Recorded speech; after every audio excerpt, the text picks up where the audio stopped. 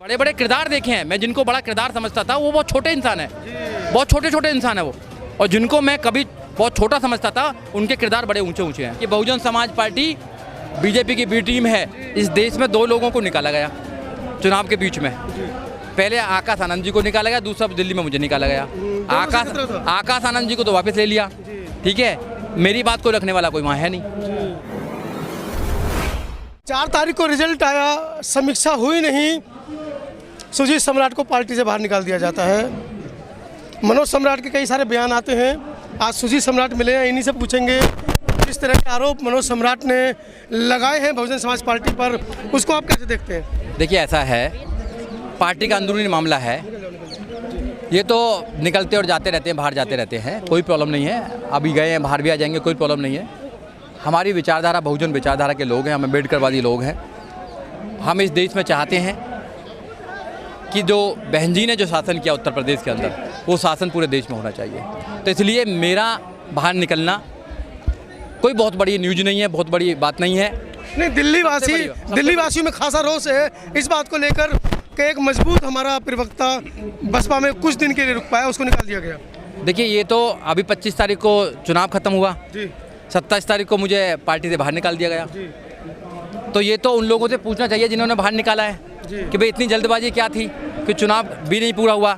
इस देश में 2 लोगों को निकाला गया चुनाव के बीच में। पहले आकाश आनंद जी को निकाला गया, दूसरा दिल्ली में मुझे निकाला गया। आकाश आनंद जी को तो वापस ले लिया, ठीक है।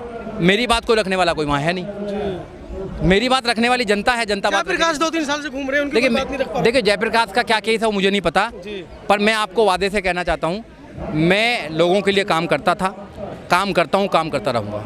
अभी आप नीली मैं बाबा साहब डॉक्टर अम्बेडकर के जो मिशन है उसका एक मैं छोटा सा सिपाही हूँ, मैं जिम्मेदार साथी हूँ। मेरे अंदर बाबा साहब डॉक्टर अम्बेडकर विराजमान है। मैं बाबा साहब डॉक्टर अम्बेडकर की जो विचारधारा है उसको गांव-गांव, घर-घर पहुंचाने के लिए खुद अपने आप से प्रॉमिस कर चुका हूं। मेरा पूरा जीवन बाबा साहब डॉक्टर अम्बेडकर आंदोलन के लिए, तो इसलिए मुझे कोई फर्क नहीं पड़ता। आप नीली क्रांति के राष्ट्रीय अध्यक्ष हैं, पिछले कई वर्षों से आप नीली क्रांति के बैनर के नीचे काम कर रहे हैं, चाहे वो चंद्रशेखर की लड़ाई हो, नवाब सतपाल तंवर की लड़ाई हो, आपकी अपनी लड़ाई हो। इस जंतर मंतर पर आपने लाखों लोगों को संबोधित किया है। फिर ऐसा क्यों हुआ कि बहन जी या बहन जी के पदाधिकारी जिनके ऊपर आरोप लगाए जा रहे हैं कि वो पैसे लेकर टिकट बेच दिए या बहुत सारी चीज़ें ऐसी हुई हैं, क्या मामला पूरा ऐसा? देखिए, नीली क्रांति एक सोच है। इस देश में बाबा साहब डॉक्टर अम्बेडकर का जो आइडिया ऑफ इंडिया है वो स्थापित होना चाहिए, संविधान का राज होना चाहिए, वो एक विचार है रहा मेरा। तो मैं आपको एक ही बात कहना चाहूँगा कि मेरे लहजे में जी हजूर न था, इससे ज़्यादा मेरा कसूर न था। मैं आंदोलन का निकला हुआ इंसान हूँ, मैं गलत बात को नहीं सहन कर सकता हूँ।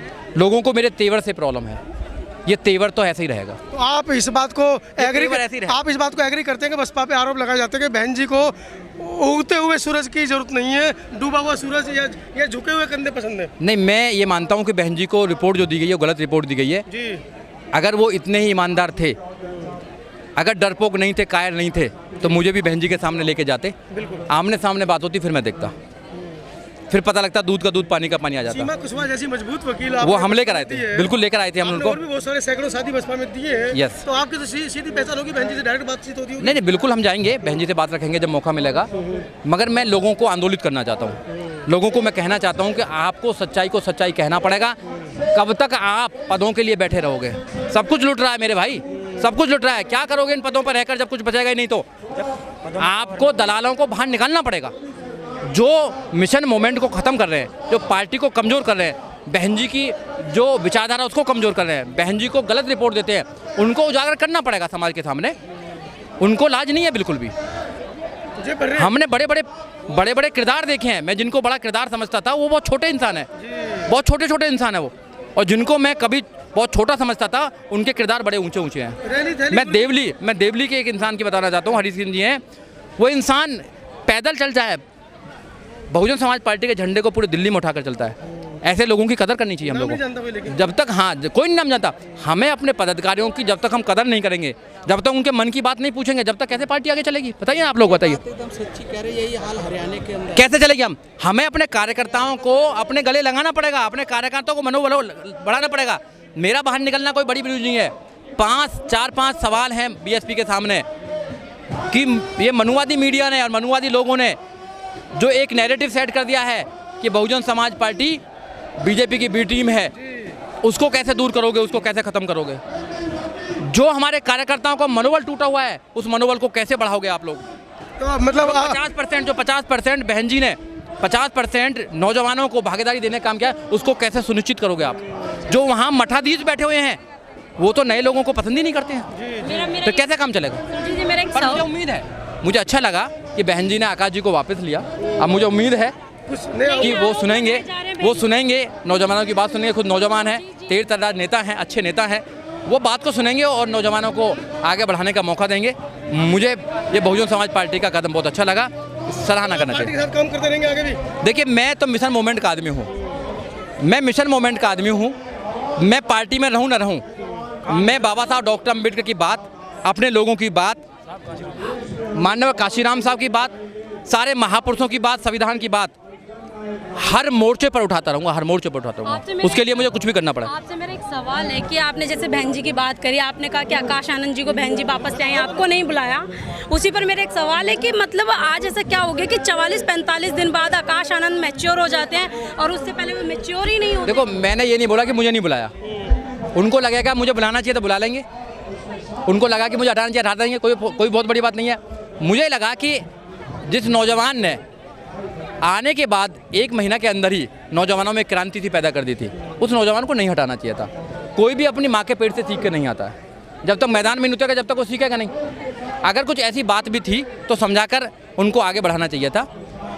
उनको ये कहना कि अनमेच्योरिटी है, बहन जी ने जो कहा होगा सोच समझ के कहा होगा, मैं इस पर कोई बात भी नहीं करना चाहता, लिया तो सोच समझ के लिया होगा। तो उनको आना एक नौजवानों के लिए अच्छी बात है, उनको आना चाहिए, लड़ना चाहिए और अपनी उनको टीम बनानी चाहिए, नौजवानों की टीम बनानी चाहिए। बहन जी पर आरोप लगाए जा रहे हैं कि बहन जी को बीजेपी ने बोला है तब आकाश आनंद को बुलाया गया है। मैं यही तो करूँगा, आरोप तो लगाते रहते हैं लोग बाग। ये आरोप जो लगा रहे हैं कि बहन जी बीजेपी की भी टीम है, इस आरोप को तो दूर करना है हमको।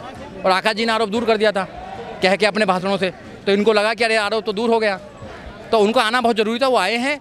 और मुझे लगता है कि बहुजन समाज पार्टी में नौजवानों को भागीदारी दी जाएगी, नौजवानों की कदर रखी जाएगी, नौजवानों की बात सुनी जाएगी, बहन जी उनसे बात करेंगे।